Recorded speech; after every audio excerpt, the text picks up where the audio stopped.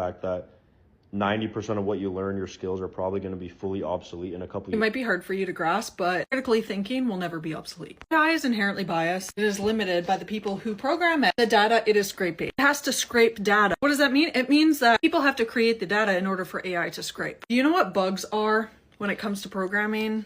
When it comes to technology, people like you think that computer programs are all-knowing. That's just not true. Not only that, you don't have the ability to know how to ask a question. I will never be able to give you proper answers. You see this with Google searches. More often than not, when you see people in comment sections asking questions that seem quite obvious or seem like they could be solved with a quick Google search, the reason that they aren't doing that is because they don't know how to.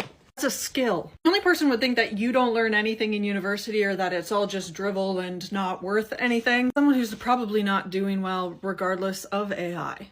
Right? Like, you could have AI at your disposal and it still wouldn't be helpful for you because you wouldn't even understand how to interpret the data it's giving you. And AI psychosis is a very good example of this. You might be one of those men who ends up getting an AI girlfriend and thinking that that's emotionally fulfilling.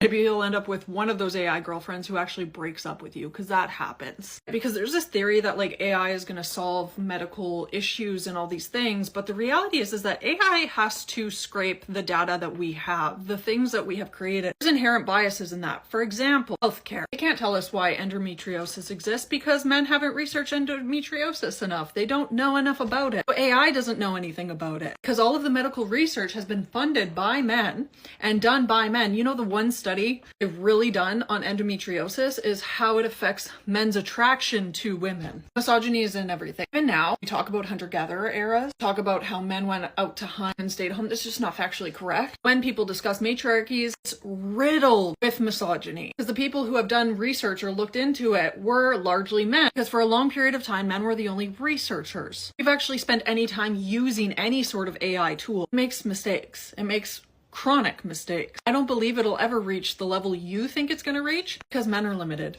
Programmers are limited. People creating it are limited. Also, a bubble. It is a financial bubble. It will burst. I would almost argue the people who believe this have a lot of internalized misogyny because they really conflate AI with masculine traits when we talk about what men view as masculine. Because one of the things that we're also seeing is men framing education as useless now that women are outperforming them, now that women are gaining financial independence, now that traditional gender roles are changing. And AI is really framed as like unemotional, purely rational, efficient, and kind of detached. Men do really frame emotion as feminine and therefore not as good, but fail to understand how emotions are human, impact us regardless of whether or not they feel like they're pointless. We can look at something logically and say it doesn't make logical sense, right? But emotionally, it does make sense. AI will be lacking that characteristic.